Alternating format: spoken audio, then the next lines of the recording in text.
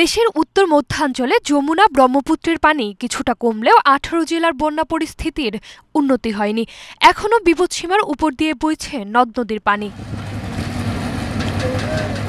নদীর পানি বিপদসীমার নিচে না নামায় কমছে না প্লাবিত এলাকার দুর্ভোগ। গবাদি পশু নিয়ে বিপাকে পড়তে হয়েছে বানভাসীদের। অনেকেই ভিটামাটি ছেড়ে আশ্রয় নিয়েছেন উঁচু এলাকায়।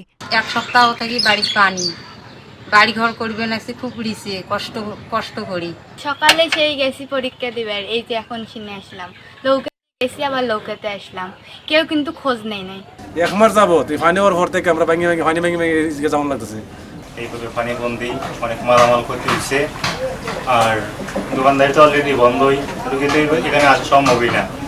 রাস্তাঘাট তলিয়ে যাওয়ায় ভেঙে পড়েছে যোগাযোগ ব্যবস্থা। ফলে খাদ্য ও বিশুদ্ধ পানির সংকট সৃষ্টি হয়েছে বন্যা দুর্গত এলাকায়। বন্যার কারণে তলিয়ে গেছে ফসলি জমি, এতে বড় ক্ষতির মুখে পড়েছেন কৃষকরা।